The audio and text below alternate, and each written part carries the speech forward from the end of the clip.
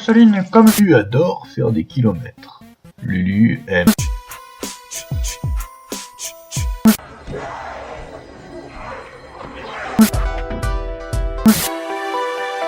Oh non, trop bien, Mondes Invisibles, j'adore.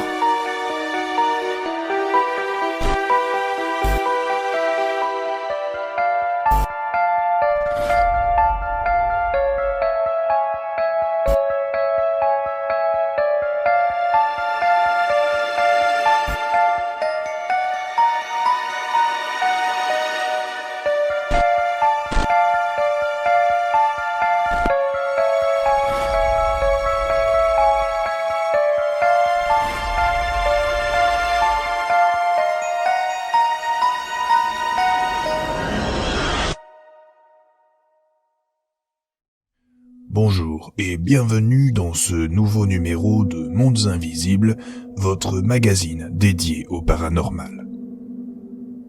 Les éléments vidéo que nous allons diffuser nous ont été confiés par Aurélien. C'est d'abord son témoignage intégral, un témoignage tourné par ses soins, que nous allons vous présenter dans cette édition. Celui-ci sera suivi de la mystérieuse vidéo de séance d'hypnose qu'il a soi-disant recueillie et à partir de laquelle tout a commencé. Nous ne pouvons garantir que ces allégations ont un quelconque fondement ou sont basées sur autre chose qu'une simple expérience psychologique individuelle qui aurait mal tourné. Les avis d'experts recueillis sont unanimes et soulignent l'incapacité totale de cette vidéo, au demeurant très dérangeante, à provoquer une quelconque transe hypnotique, même chez un sujet particulièrement réceptif à la suggestion ou de nature impressionnable. En tout état de cause, nous ne pouvons contester néanmoins son existence. Même si les analyses effectuées par les services spécialisés indépendants que nous avons consultés n'ont pas permis d'en déterminer l'origine. Nos recherches ne nous ont apporté aucun élément concluant, et nous n'avons pu que constater, au prix d'une surveillance étroite et assidue des nouvelles publications de YouTube durant 4 mois, que les mises en ligne successives de cette pseudo-séance d'hypnose ont bien été effectuées selon les modalités aux détails intrigants rapportés par Aurélien.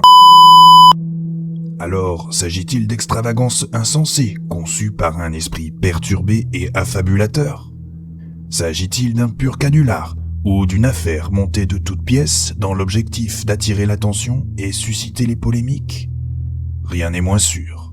En effet, le décès brutal d'Aurélien, survenu il y a quelques mois dans des circonstances étranges que l'enquête de police n'a pas su éclaircir, décès survenu alors même qu'il venait d'enregistrer son témoignage et s'apprêtait à le rendre public par le biais de notre canal, alors même qu'il s'apprêtait à se signaler aux autorités, nous a laissé entrevoir la possibilité d'une autre réalité.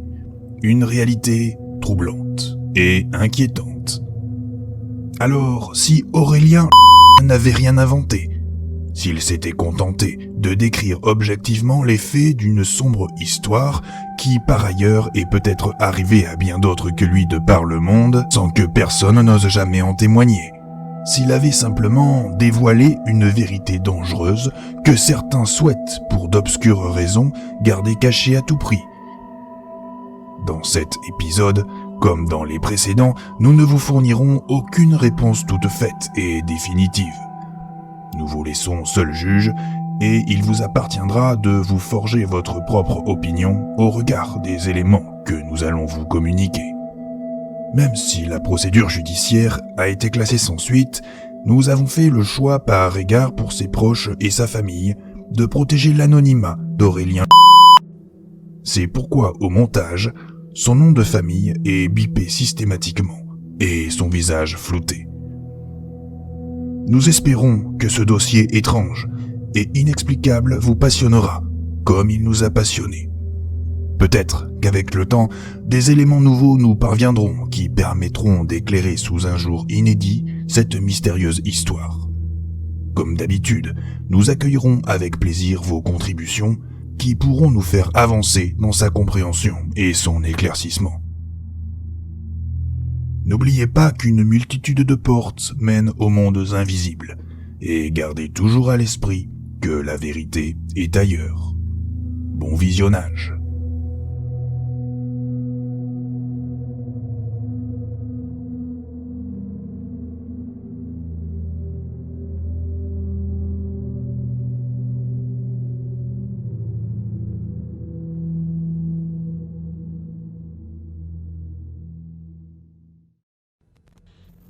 Je m'appelle Aurélien. Les informations que je m'apprête à vous révéler vont probablement vous paraître incroyables, mais je vous jure, sur ma tête et mon honneur, que je n'ai rien inventé et que tout ce que je relate ici s'est réellement passé. Grâce à ce témoignage, j'espère pouvoir faire éviter à d'autres la traumatisante et odieuse mésaventure que j'ai moi-même vécue. Car les faits sont d'une gravité extrême tout autant que sont inquiétantes leurs conséquences. Il n'y a pas si longtemps, je traversais une crise sans précédent. La majorité des aspects de ma vie n'allaient plus du tout comme je le souhaitais, j'étais seul, dépressif, et mon taux global de confiance en moi était au plus bas depuis plusieurs semaines, ce qui transparaissait dans les moindres actions que j'entreprenais. Mes échecs se succédaient à un rythme que vous n'imaginez même pas.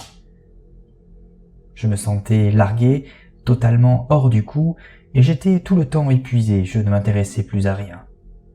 Tous mes indicateurs étaient dans le rouge, et je ne pouvais plus continuer à subir sans réagir si je voulais remonter la pente, retrouver ma motivation d'antan et reprendre une vie normale. Je consommais pas mal de médicaments contre l'anxiété et l'insomnie, mon hygiène de vie n'était pas la plus saine de la terre, bref, je dépérissais à vue d'œil, et il était indispensable que je me reprenne en main sérieusement pour éviter une aggravation de mon état.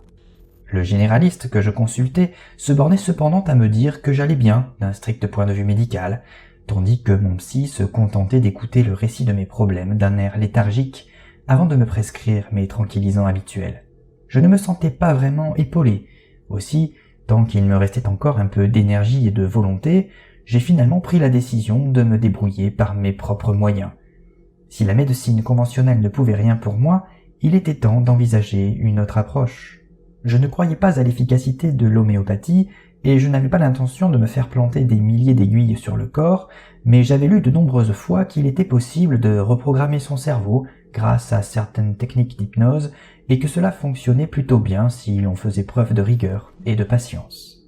Il suffisait de se connecter sur YouTube pour constater que ce genre de vidéos aux titres évocateurs réalisés par des coachs en développement personnel, des experts en préparation mentale ou des professionnels diplômés par des écoles réputées poussaient comme des champignons.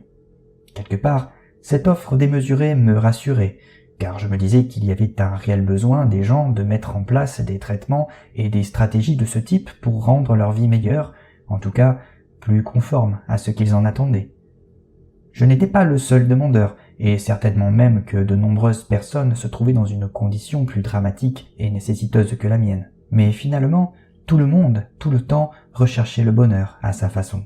La société était donc si mal en point que ça. Je ne connaissais pas la réponse, mais dans tous les cas, vu ma situation, je n'avais rien à perdre à essayer, et je partais de tellement loin que j'en étais persuadé, cela ne pouvait m'être que bénéfique. Du moins, j'essayais de m'en convaincre, car la tâche m'apparaissait difficile au regard de mes capacités disponibles, et il fallait surtout que je parvienne à mobiliser suffisamment d'énergie pour ne pas abandonner juste après avoir commencé, ce qui était devenu depuis quelque temps une de mes spécialités. Je me suis donc mis en tête de rechercher quelques vidéos qui me permettraient de me lancer corps et âme dans cet ambitieux projet de changement de vie. Rien que ça. La rigueur et la patience n'étaient pas encore des qualités que j'avais faites miennes, et malgré mes craintes, j'avoue que j'étais impatient de me jeter dans le grand bain. Après quelques heures passées sur YouTube, j'ai fait une première sélection de ce qui me semblait le plus adapté à mon besoin, et qui correspondait le mieux à l'idée de néophyte que je me faisais d'une séance d'hypnose. Éliminant d'emblée celles qui duraient plus de 30 minutes, je me suis focalisé sur les plus courtes, qui répondaient plus directement à ce que je recherchais, mais j'étais trop pressé de passer à l'action, et je ne les visionnais jamais entièrement, me contentant de les parcourir par bribes de quelques secondes, simplement sur les 5 premières minutes, pour essayer d'en saisir la trame et d'en dégager l'atmosphère générale. Je me suis retrouvé finalement avec 3 ou 4 vidéos, parmi lesquelles une particulièrement avait retenu mon attention à cause du montage de qualité qu'elle proposait et de la voix apaisante qui guidait la séance.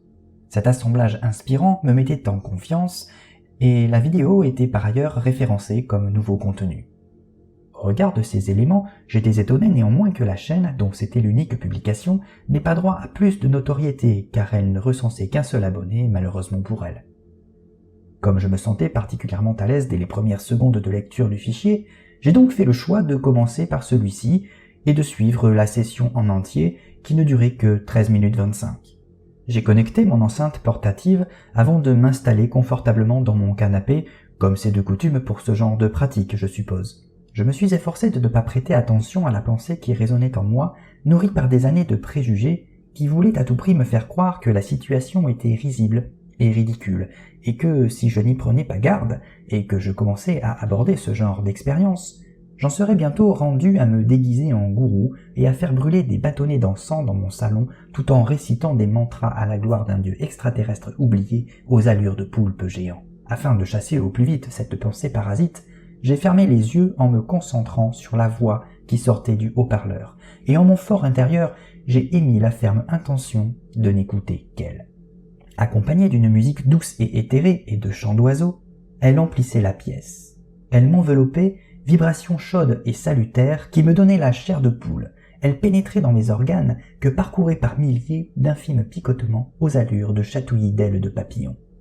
À ma grande surprise, j'étais très réceptif et je parvenais sans mal à suivre les invitations que la voix formulait. L'endormissement que je redoutais ne s'est pas produit. Je ne me sentais pas fatigué ou engourdi, mais au contraire dans un état de veille active. Même, je réussissais à prendre conscience de mon corps et à l'amener au relâchement par ma simple volonté, ce qui m'apportait une réelle satisfaction et une certaine fierté. Il me suffisait d'écouter la voix, simplement, je n'avais qu'à m'abandonner à elle qui me guidait pour ressentir enfin l'impression encourageante que j'étais capable de contrôler de nouveau ma vie. À mon niveau, cela tenait presque du miracle. Après plusieurs minutes, j'en étais arrivé à rendre mon corps agréablement lourd, et je me trouvais dans un état de détente qu'aucun anxiolytique ni aucune drogue n'avait jamais pu me faire atteindre. Mes bras et mes jambes étaient si décontractés qu'ils demeuraient immobiles, soudés à la surface sur laquelle ils reposaient. Mon corps était lourd, pourtant je me sentais plus léger et vivant que jamais. Mon cœur battait lentement, ma respiration était ample et profonde, et les pensées qui m'assaillaient et me torturaient d'habitude ne faisaient plus à présent que passer. J'étais apaisé, présent à moi-même, et je présume en toute modestie qu'à cet instant je ne devais pas être si différent du Bouddha lorsqu'il connut l'éveil au pied de l'arbre de vie. Cette ambiance et ces sensations, vraisemblablement tout à fait conformes à ce qu'on peut attendre d'une séance d'hypnose, n'ont pourtant pas duré. La voix dans l'enceinte s'est soudain modifiée, devenant plus grave, usant d'accents et d'intonations plus inquiétants qui ne cadraient plus du tout avec le propos de la vidéo. La musique a changé, se transformant en une succession de sons stressants et de notes désaccordées rythmées par des percussions envoûtantes. J'ai ressenti un poids énorme m'écraser la poitrine et je ne parvenais plus à respirer.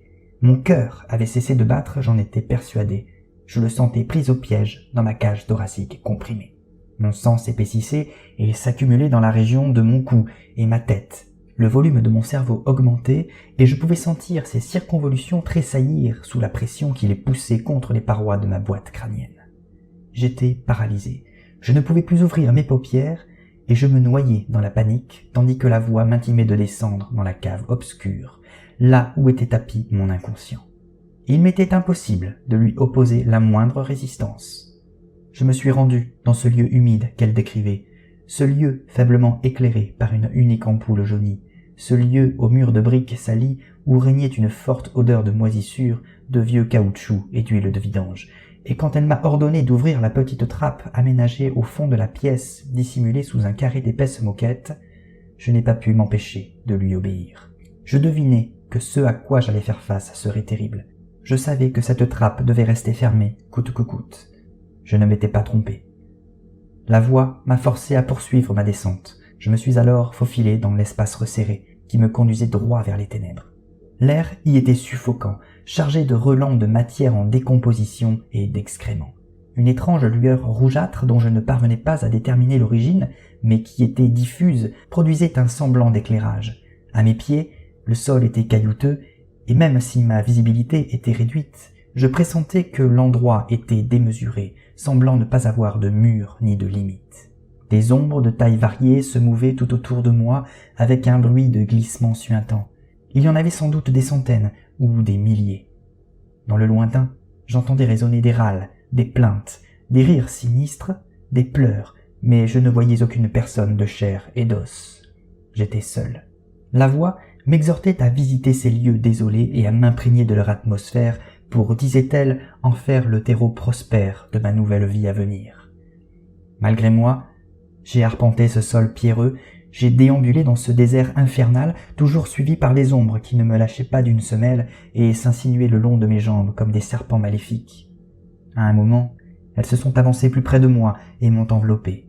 Puis, d'un mouvement, un seul, elles m'ont pénétré, passant par ma bouche, mes narines, s'insinuant dans mes oreilles, se forçant un passage à travers mes yeux et s'introduisant par tous les pores de ma peau.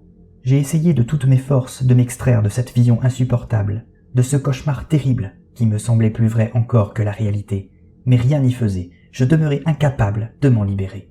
Je n'avais jamais enduré pareille douleur, j'avais l'impression que mon corps se déchirait, qu'on me brûlait vif. En même temps, mon esprit faisait la terrifiante expérience d'une tristesse, d'un abandon et d'un désespoir insondables. Il entrevoyait avec horreur l'insupportable réalité de la souffrance éternelle. Puis le rouge est devenu noir profond, toute lumière a disparu. Un silence absolu est tombé pendant un temps que je ne saurais définir. Je ne sentais plus rien, j'étais devenu sourd et aveugle, mon mental était comme anesthésié. J'ai alors entendu un hurlement éloigné qui semblait se rapprocher, puis des gargouillis, suivis d'un bruit de liquide qui se répand sur le sol en grande quantité. J'ai repris conscience brutalement. Je n'étais pas chez moi, installé dans mon canapé, mais je me trouvais dans le salon d'une maison qui n'était pas la mienne, debout face à un grand miroir. Sur le coup, je ne me suis même pas reconnu tellement j'étais hirsute, tellement j'avais l'air dément. Ma vision m'a pétrifié. Il y avait des éclaboussures de sang partout. Le sol, les murs et le plafond en étaient maculés.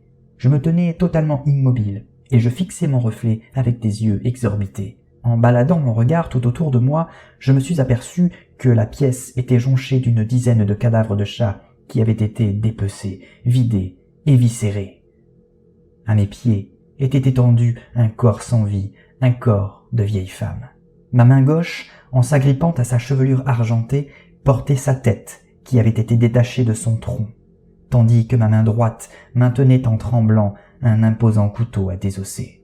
J'ai regardé de nouveau autour de moi sans lâcher mon macabre trophée. Des vieilleries, des bibelots en quantité et ces chats, tout du moins ce qu'il en restait. C'était la maison de madame Huguerie, une voisine solitaire qui habitait au bout de la rue depuis toujours, une dame âgée un peu excentrique qui recueillait et nourrissait les chats errants qu'elle croisait dans le quartier. Sa tête regardait mon reflet dans la glace, ses yeux brillants d'un éclat magnétique me transperçaient.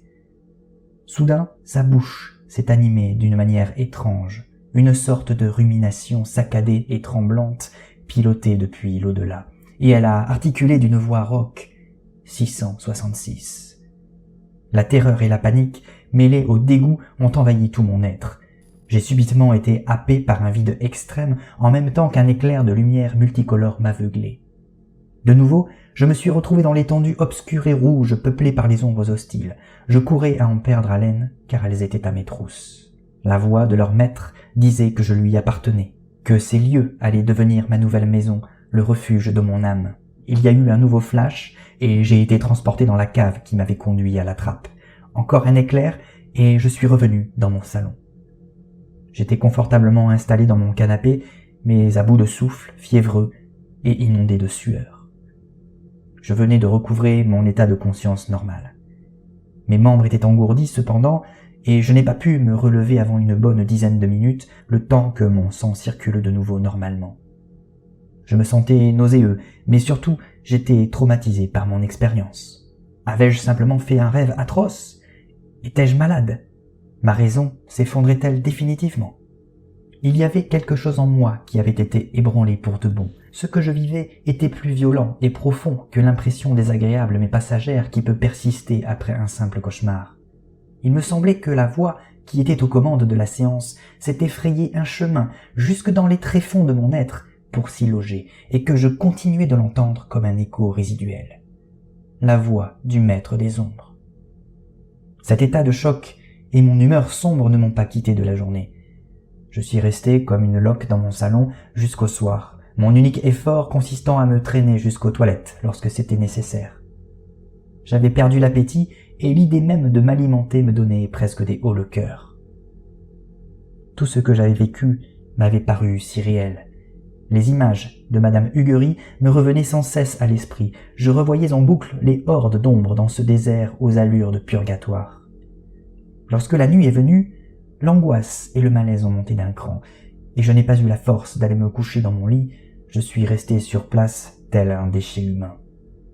Je n'ai pas réussi à fermer l'œil. J'avais la sensation de ne plus être moi-même, la désagréable et insupportable impression de ne plus être aux commandes de mon esprit. Je glissais le long d'un câble étroit au-dessus d'un gouffre sans fond et à chaque instant, j'appréhendais de tomber dans l'abîme. J'avais peur que quelqu'un, quelque chose qui n'était pas moi, m'utilise comme un pantin et me force à accomplir des actes odieux, comme dans ce foutu cauchemar. Après la terreur et la panique que j'avais éprouvée, c'était à présent une angoisse oppressante et un abattement profond qui s'emparait de moi. J'étais dans un état lamentable, je me sentais tellement mal. La nuit ne m'avait jamais paru aussi longue et pénible, et lorsque le jour a commencé à se lever, j'ai finalement réussi à m'endormir, mais bien entendu, mon sommeil n'était peuplé que de rêves effrayants. C'est le bruit de l'agitation dans la rue et les éclats des gyrophares qui m'ont brutalement réveillé.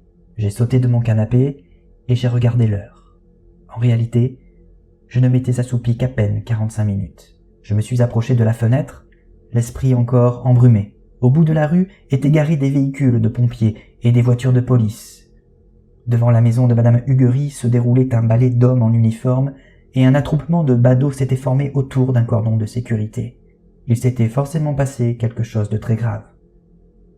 Mon cœur bondissait dans ma poitrine et je commençais à transpirer abondamment. J'ai observé la scène, l'air hagard, sans bouger, tentant de maîtriser le rythme de ma respiration et le flot de pensées affolantes qui me submergeaient. La confirmation de ce que je redoutais m'a rapidement été fournie lorsque 2 agents sont sortis de la maison avec un sac mortuaire qu'ils ont déposé dans l'un de leurs véhicules. 2 autres collègues les suivaient, chargés de poches en plastique noir remplies qu'ils transportaient dans chaque main. Je perdais les pédales. Je craignais à chaque seconde de voir des policiers remonter la rue et traverser mon potager pour venir frapper à ma porte. Mais personne n'est venu me trouver. Je suis resté à observer derrière ma vitre jusqu'au départ de tout ce petit monde. Quelques voisins se sont attardés, continuant de discuter encore pendant quelques minutes sur le trottoir, l'air bouleversé, puis ils sont rentrés chez eux, comme des gens endeuillés. Je me trouvais dans un état de confusion extrême. Tout ce que j'avais vécu la veille était une expérience mentale cauchemardesque et terrifiante, certes, mais ce n'était rien de plus. Ce meurtre n'avait été commis que dans mon esprit, et nulle part ailleurs. Bon sang, je n'avais assassiné personne. Comment se pouvait-il donc que Madame Huguery soit morte? Comment cette coïncidence incroyable était-elle possible? Les ombres hostiles et le couteau à désosser apparaissaient par intermittence sur l'écran fébrile de ma conscience. La frontière entre rêve et réalité me donnait l'impression de s'être déchirée. Le voile fragile qui les séparait s'était totalement désagrégé. Pour me dynamiser et tenter de remettre un peu d'ordre dans mon esprit, je suis allé prendre une douche et je me suis forcé à sortir pour aller acheter du pain. La perspective d'affronter le monde ne m'enchantait guère, mais je ne pouvais rester chez moi à ruminer. Il fallait que je respire un peu, que je me change les idées. À la boulangerie du coin, on ne parlait que de Madame Huguery. J'ai appris qu'un homme avait été rapidement appréhendé dans la matinée, errant dans un état d'ivresse avancé dans le jardin public à 1 kilomètre de là. Ses empreintes avaient été retrouvées un peu partout au domicile de la victime, et ses propres vêtements étaient tachés du sang de la pauvre femme. Il s'agissait d'un SDF qui traînait dans les parages depuis quelque temps.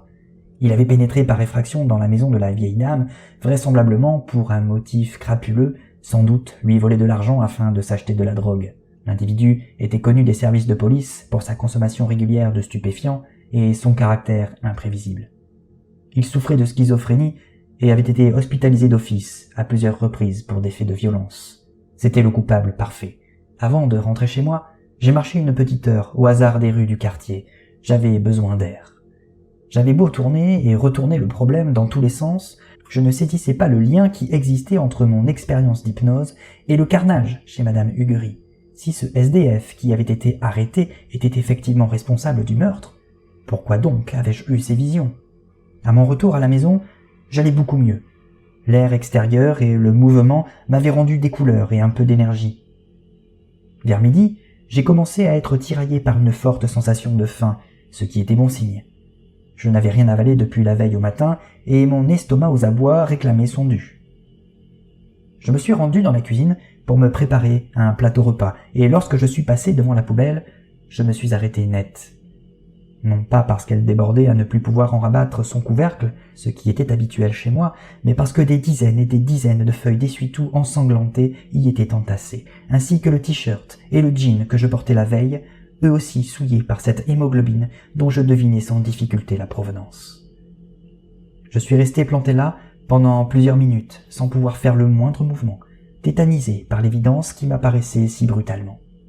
Non, je n'avais eu aucune vision, ni aucun cauchemar. Tout ce que j'avais vécu durant la séance d'hypnose était bien réel, et ce type qui avait été arrêté n'était coupable que de s'être introduit chez Madame Huguery après que je l'ai assassiné. Celui qui avait pénétré par effraction chez la vieille dame, c'était moi, mais la maladie du SDF et son état de manque expliquaient qu'il n'avait pris de son côté aucune précaution. Voyant la porte ouverte et sans doute sous l'emprise d'un délire incontrôlable, il s'était élancé à la recherche d'argent liquide, piétinant la scène de crime, tachant ses vêtements de sang et par la même occasion déposant ses empreintes un peu partout dans la maison. Sans le savoir ni même le vouloir, il m'avait sauvé la mise. Tandis que je fixais la poubelle, mes jambes s'étaient transformées en coton et je commençais à être saisi de sérieux vertiges. L'appétit que je croyais avoir retrouvé s'est volatilisé et je suis retourné m'asseoir dans le canapé, le ventre vide. Si l'identité de l'assassin était claire, le mobile du meurtre m'échappait totalement, mais j'avoue que je ne me torturais pas l'esprit à essayer de le comprendre. Je ne connaissais pas personnellement Madame Huguery et je ne la côtoyais pas. Il m'arrivait de la croiser dans le quartier, mais je n'échangeais jamais avec elle. L'unique mobile qui tenait la route était celui de la violence gratuite, du mal pour le mal. J'avais été comme possédé, vidé de toute volonté propre et utilisé comme une marionnette par une puissance occulte pour accomplir ses abjects desseins. Le maître des ombres. C'était lui. Sans que je comprenne ce qui se passait, je suis retombé tout à coup dans la fébrilité extrême qui m'avait envahi la veille. Je me suis mis à transpirer abondamment et je ressentais le besoin irrépressible de retrouver l'état que j'avais connu sous hypnose. J'avais l'envie incontrôlable d'entendre de nouveau la voix inquiétante qui m'avait guidé dans les ténèbres rougeâtres. L'envie incontrôlable de communier de nouveau avec les ombres. Il me semblait agir comme un junkie complètement addict à sa came. C'était un peu comme si mon être tout entier réclamait avec un cri déchirant et interminable qu'on lui rende une partie de lui-même qu'on lui avait arrachée. Je me suis rué sur Internet pour assouvir ma pulsion, mais la vidéo avait disparu ainsi que le compte YouTube associé. Il m'a fallu lutter pour contenir ma déception, ma frustration et ma colère. C'est précisément grâce à des vidéos de relaxation, de sophrologie et de méditation que je m'astreignais à regarder chaque soir à partir de ce jour, des vidéos fiables celles-ci que je n'ai pas craquées. Après mes recherches, je combattais et compensais l'attrait maladif pour cette hypnose en pratiquant ces séances qui m'aidaient à retrouver pour un temps l'apaisement de l'esprit. Il s'est passé plusieurs semaines durant lesquelles j'ai recherché activement une trace de cette vidéo d'hypnose, écumant sans relâche les plateformes d'hébergement, dont certaines au contenu parfois glauque et douteux, m'inscrivant à des newsletters confidentiels sur les sujets de la démonologie et du surnaturel, et échangeant sur des sites et des forums spécialisés avec des personnes dérangées et inquiétantes que pour rien au monde vous ne souhaiteriez croiser dans votre vie. Tout ce temps passé à courir après un cauchemar insaisissable comme une obsession à assouvir. Pendant des semaines, je n'ai rien trouvé, restant au point mort et terminant chacune de mes journées dans une impasse. Impossible de débusquer la si dangereuse vidéo qui m'avait transformé en assassin et pour laquelle j'éprouvais encore une morbide attirance qu'il me fallait juguler jusqu'à la faire disparaître. Au fur et à mesure des semaines, j'en étais presque arrivé à douter de son existence. Cependant, malgré ce mur invisible auquel je me heurtais sans cesse, je n'ai pas abandonné. Je poursuivais toujours mon but. Et puis, alors que je ne l'espérais plus, je l'ai retrouvé. Sur YouTube. Elle venait de réapparaître, comme s'il n'avait jamais quitté la plateforme. Son titre était identique, et sa miniature aux couleurs criardes et aux formes géométriques étranges inchangées. Sa description était restée la même. Seul le nom de la chaîne était différent, pourtant, là encore, la vidéo était l'unique publication de ce compte mystérieux qui ne comptabilisait qu'un seul abonné. Mon cœur s'est emballé et ma tension artérielle a probablement dû atteindre des sommets. Malgré mon excitation, j'ai résisté comme j'ai pu. J'ai bataillé pour ne pas cliquer sur le lecteur, car je savais au fond de moi que je perdrais définitivement tout contrôle si je replongeais en hypnose dans ces ténèbres. Je savais que je pourrais de nouveau être le jouet de cette force obscure et maligne qui m'appelait. Je savais que les ombres m'attendaient et qu'elles ne me réservaient rien de bon. J'ai repensé à toutes ces heures passées à faire de la relaxation et à méditer pour atténuer l'influence néfaste de cette hypnose. Aussitôt, j'ai ouvert une page YouTube MP4 pour télécharger la vidéo, histoire d'en conserver une trace.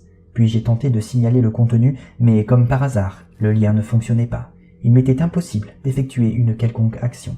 J'ai donc envoyé un mail à la plateforme avec l'URL du fichier, mais à ce jour, je n'ai obtenu encore aucune réponse. Il me faut vous préciser que le jour où j'ai retrouvé la vidéo, nous étions le 21 février, et il était environ 16 heures. Dès le 22 février, la vidéo n'était plus accessible, le compte ayant été supprimé une nouvelle fois. Je l'ai poursuivie sans relâche. Elle a refait surface, une troisième fois, toujours sur YouTube, le 10 avril, vers 22 heures, sur un nouveau compte différent des précédents. Je n'y ai pas prêté attention sur le moment, naturellement, mais en examinant plus tard mes historiques de navigation, j'ai constaté que ma première connexion à la page YouTube qui hébergeait le fichier avait eu lieu le 4 janvier, aux alentours de 10 heures.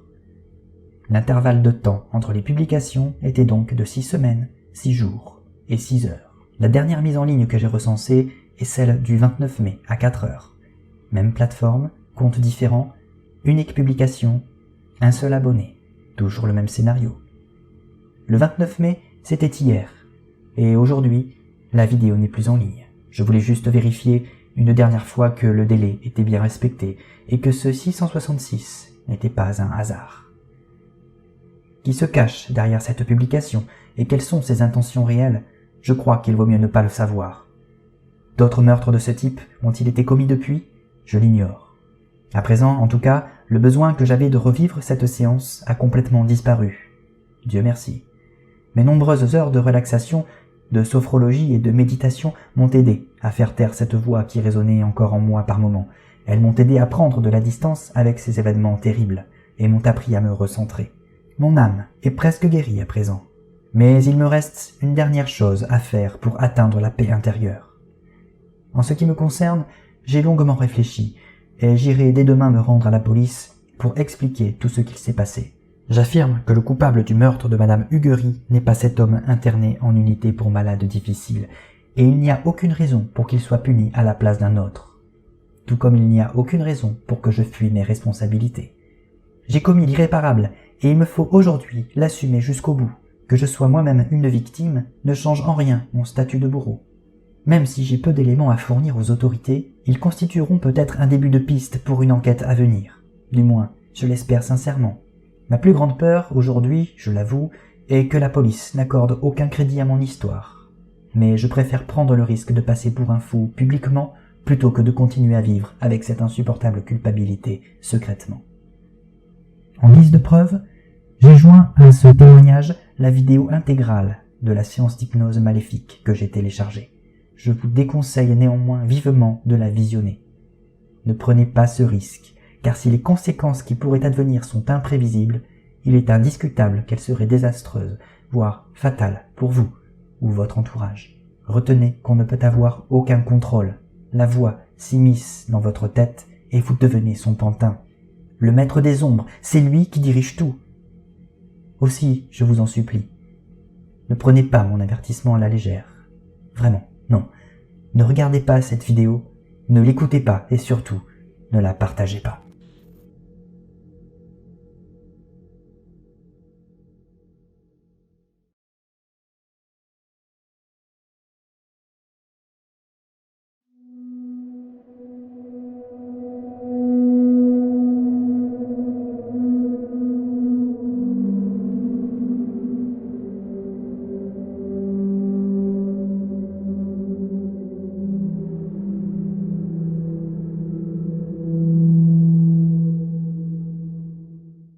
Bienvenue dans cette séance d'hypnose où nous allons arpenter ensemble le chemin qui vous conduira jusqu'à la nouvelle version de votre être. La version améliorée de vous-même dont vous rêvez depuis si longtemps sans jamais avoir osé tenter quoi que ce soit pour l'atteindre, pensant que ce serait trop difficile, trop long, trop fastidieux. Aujourd'hui, je vous propose en toute bienveillance d'accompagner cette transformation si importante pour vous. Car vous êtes important, vous êtes précieux, et vous méritez, comme tout un chacun, d'accéder à ce nouveau vous qui vous tient tellement à cœur. Je vous le dis, ce changement s'opérera le plus simplement du monde. Vous n'aurez aucun effort à fournir, je m'occuperai de tout ce qui est nécessaire. Il vous suffira d'écouter ma voix sans vous soucier de quoi que ce soit. Écouter ma voix et la partie profonde de votre esprit se chargera naturellement de votre reprogrammation en fonction de vos besoins et de votre situation personnelle. À présent, installez-vous confortablement. Vous pouvez abaisser vos paupières souplement et commencer à sentir votre visage se relâcher.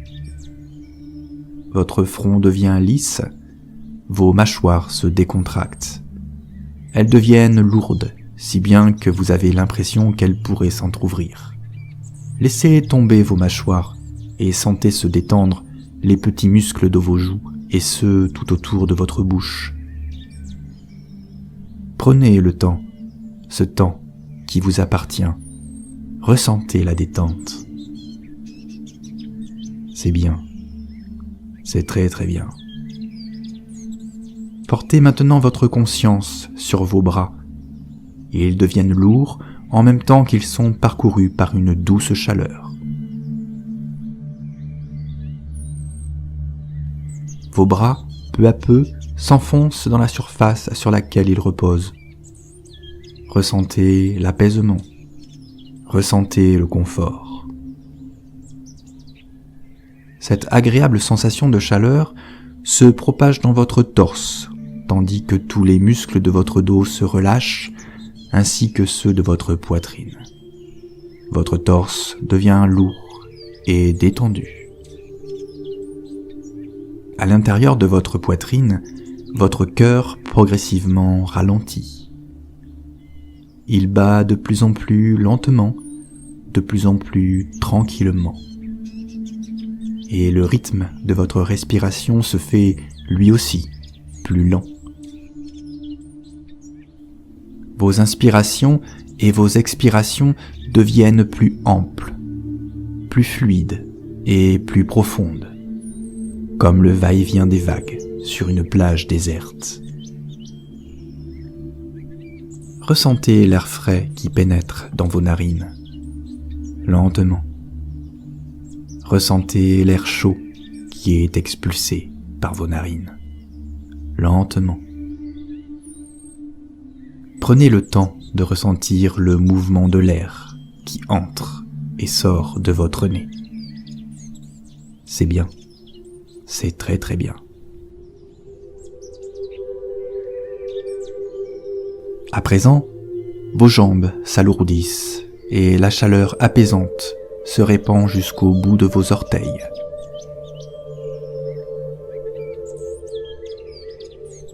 Vos cuisses, vos mollets se relâchent et vous les sentez appuyer plus pesamment sur la surface qui les supporte. Ressentez l'apaisement, ressentez le confort. La sensation de bien-être a désormais envahi tout votre corps.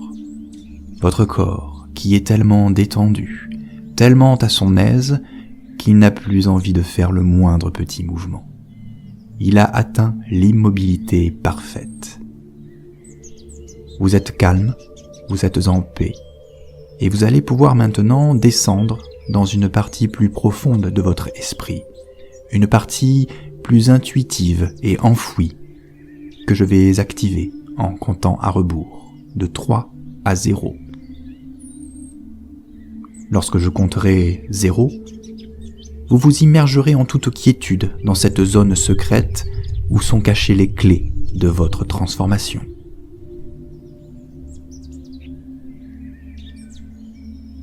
3. Votre conscience lentement s'efface. 2.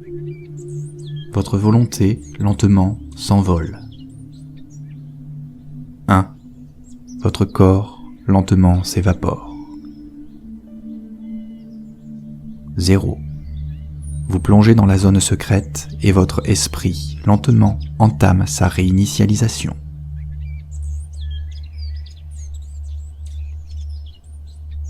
Voilà que vous venez d'atteindre cette zone cachée de votre esprit, cette zone qui vous est totalement étrangère et que vous ne contrôlez pas. Mais pour le moment, vous n'avez découvert que son étendue superficielle. Et il va vous falloir descendre plus profondément encore pour poursuivre la remise à zéro de votre esprit et atteindre l'objectif qui vous intéresse.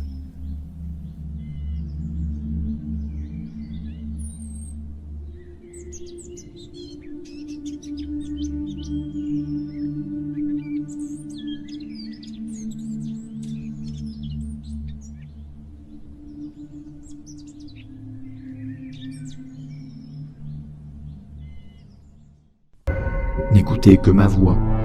Elle vous commande et vous ordonne. N'écoutez que ma voix. Rejoignez-moi dans la cave de votre esprit, ce lieu sombre et humide, ce lieu isolé et inquiétant que personne ne connaît, pas même vous. Descendez les marches de l'escalier qui vous mène sur ce sol poisseux et glissant. Longez ces murs de briques salies et humez l'air vicié qui charrie les relents de terre et de moisissure, les odeurs de rouille, de vieux caoutchouc et d'huile de vidange. Dirigez-vous vers le fond de la cave, cet endroit où la lumière jaune et huileuse ne parvient pas à dissiper les ténèbres. Dirigez-vous vers ce coin obscur, d'où émanent des grattements et des plaintes lancinantes. À vos pieds, vous pouvez distinguer un morceau de moquette épaisse que vous déposez sur le côté pour découvrir l'emplacement d'une trappe. N'écoutez que ma voix. Elle vous commande et vous ordonne. N'écoutez que ma voix. Soulevez la trappe. Introduisez-vous dans l'ouverture et laissez-vous glisser de l'autre côté. Faufilez-vous, rampez encore un peu pour accéder à la fosse abyssale de votre esprit, où va terminer de s'opérer votre reprogrammation. Voilà que vous venez de pénétrer dans un endroit indéfinissable, situé hors de toute conception d'espace et de temps, un endroit enveloppé par une obscurité rougeâtre perpétuelle. Le sol rocailleux s'étend tout autour de vous et se confond à quelques mètres avec les ténèbres environnantes. L'air est suffocant, pestilentiel, empli d'une odeur de pourriture et d'excréments. Des râles de moribonds, des pleurs de désespoir, des murmures et des hurlements, des gémissements lascifs ou des éclats de rire déments résonnent alentour, sans discontinuer.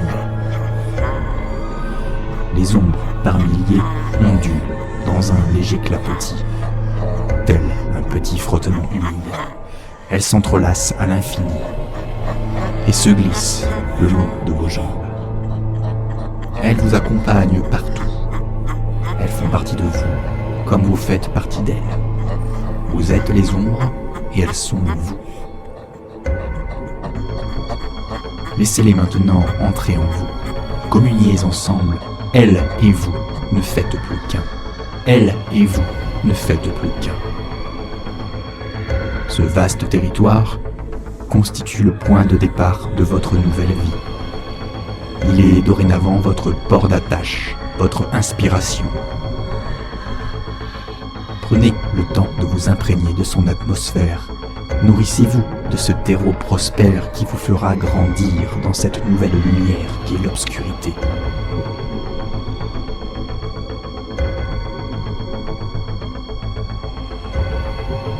Ce territoire est votre nouvelle vie. Ce territoire où vous n'avez aucun contrôle, aucun pouvoir. J'en suis le Seigneur absolu. Je suis le maître des ombres. Elles m'appartiennent comme vous m'appartenez. Esclaves, à présent, votre reprogrammation est achevée. Ces lieux resteront à jamais votre nouvelle maison, le refuge de votre âme égarée. Allez, retournez dans le monde des hommes, prêchez ma parole, agissez comme les hommes et accomplissez ma grande œuvre.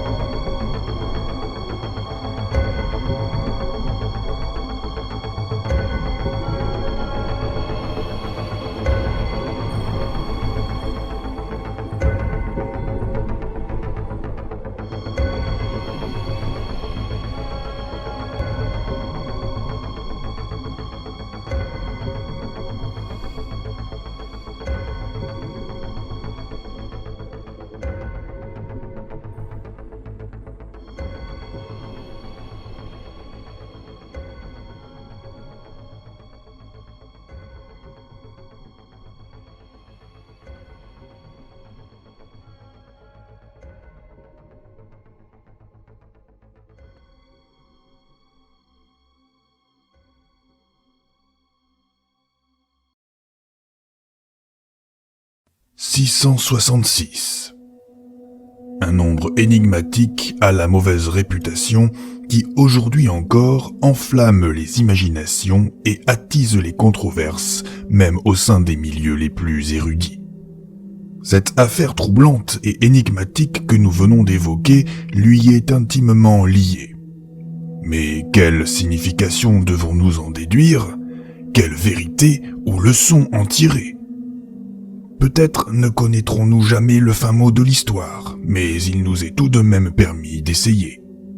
Aussi, avant de refermer ce dossier, nous vous rappelons, comme annoncé en préambule, qu'il vous est possible de nous adresser en commentaire le détail de vos théories, ainsi que tous les indices que vous aurez pu recueillir sur le sujet et qui nous autoriseront une interprétation intelligible de la question. Partager nos informations et mutualiser notre intelligence nous mènera inéluctablement sur le chemin lumineux de la connaissance et nous rapprochera un peu plus de la vérité. Du moins, nous le souhaitons de tout cœur. Pourvu que nos collaborations soient fructueuses et permettent d'élucider les mystères profonds de l'intangible. Mais gardons-nous bien toutefois de nous défaire de notre humilité et notre prudence face à l'immensité de l'inconnu. N'oubliez pas qu'une multitude de portes mènent aux mondes invisibles, et gardez toujours à l'esprit que la vérité est ailleurs. Merci de votre fidélité et à bientôt pour un prochain numéro de Mondes Invisibles.